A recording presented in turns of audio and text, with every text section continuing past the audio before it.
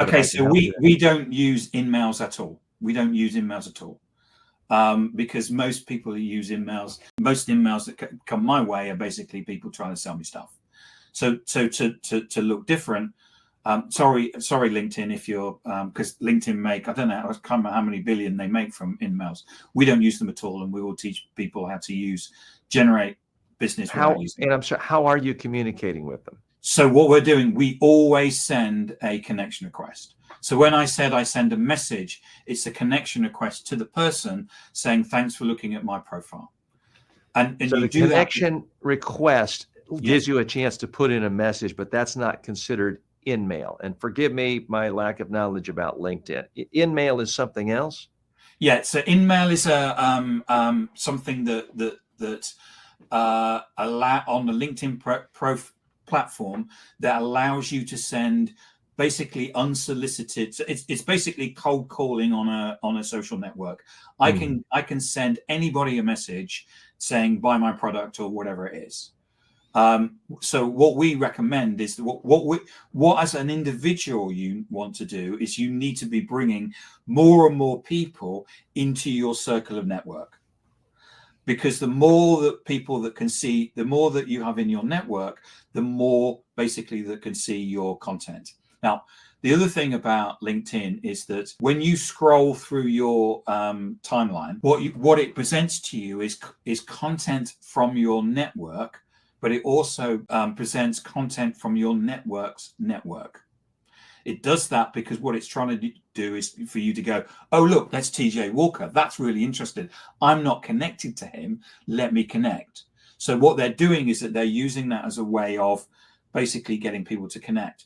What you're able to do is the more people you connect to, the more network that you grow. But that means that your content is going to be seen not only by your growing network, but by your network's network as well. So the average person on LinkedIn has about 930 connections. Your network's network is, someone can do the maths, but I think it's something like 800,000. So it's 930 times 930. So think about that as in effect an email list of something like 800,000.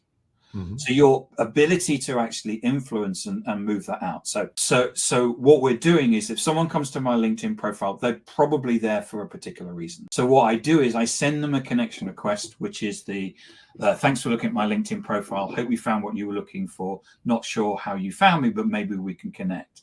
At that point, a person will probably 99% sure that they'll probably connect with me.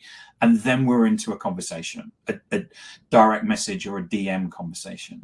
My job as a salesperson is to move that into a Teams or a Zoom situation. So you asked me for figures. So we now get 40 so from the 200 connections that you can send a week, we're transforming 40% of those into a conversation. So that's a Zoom or a Teams conversation. So as I said earlier on, the SDRs, our team on average, the average SDR will get 10 meetings a week. The really good ones get 25. They complain they've got too many meetings, that they don't actually have enough time to do the prospecting. And how much of your time is spent doing these initial connections, and then they write back and, oh, Tim, yeah, I'm looking for a speaker for our conference in Berlin. How much of your time is spent every day on LinkedIn? So I run a small business. I'm a CEO of a small business. It's my job to prospect just as much as it is for my salespeople as well. I have to do that. And partly because I run a social, everything that we do is on social. So I spend the whole of my day on social. Now, as a salesperson, quite often we get asked that, and the answer will be, well, you need to be spending 30 minutes at least. Then it's, we'll be saying you need to be spending an hour. Once people actually go through our social selling training and coaching, and they come out the other end, they understand the reason why they need to be spending all of their time on social. If your buyers, your customers, your employees, your investors are on social, that's where you need to be. We often a quick best practice. Yeah. If someone reaches out to you and friends you, and they're obviously They're trying to sell a database. Nothing wrong with that. They're trying to sell you, and right away it's, hey, I see you do this. I'd like to talk to you about blah blah blah. I can generate more leads for you. Can we have a meeting? What is your standard operating procedure of accepting? Does it help to just have a wider network, or should you just say no to most people unless you think it's really a good strategic fit for you? If the person is trying to pitch to me and I don't see any value in what they're trying to pitch, I just ignore it, and I just press the ignore button, and they go away. And so that's my, what I'm looking for in terms of my network are people, first and foremost, that I can sell to, because I'm a salesperson. So I'm looking for ICP people to connect to. But I'm also looking for people, you're an example, TJ Walker, you're an influencer. And therefore, what I want to do is make sure that I'm standing next to you, because what you'll find is that people are connection snobs. I'm not sure if the word snob means anything in the States. So what happened is that people will they judge you by the company you keep in real life and online. Yes. So what happens is that a connection request will come across, and you'll immediately go, so who are my mutual connections? Oh, this person's connected to TJ Walker. They've obviously, wow, that's, if that, I must be a classy guy. Yeah. I already trust them. They probably wear a suit, and but if they're connected to people that you don't necessarily know, or you have no mutual connections, you'd immediately say, so who is this person? Because ultimately what you're doing is that by connecting to them, you're allowing them into your world. It's a bit like opening the front door and saying, do you want to come in? And if you go, so who do you know? Well, I know Brian Solis. I know I'm connected to Mark Schaefer.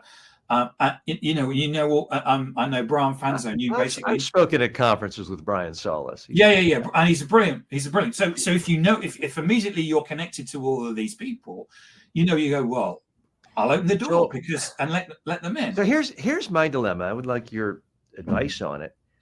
One of the problems with my business, there's good news and bad news. The good news is everyone in the world has to communicate through speaking at some level on a daily basis. Retired billionaires have to order their staff and servants around. Homeless have to make speeches begging for money. Everyone needs to know how to communicate better, has some insecurity about some situation. So if someone reaches out to me and they are a salesperson, well, quite often organizations hire me to train their salespeople on how to get better sales presentations.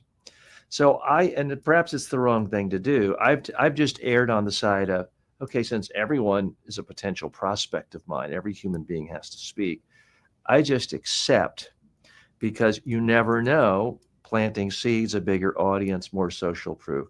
But that may be a horrible strategy. So I would love to know your thoughts on that. So one of the things that we teach people, it's in the third session, which is we sit down with them and we do a brainstorm. And we say, okay, what is it that the people that you want to buy, what are their problems? Mm-hmm. And we sit down and we basically write those things down. And then we say, okay, so what your buyers, if they went to Google, what would they search on?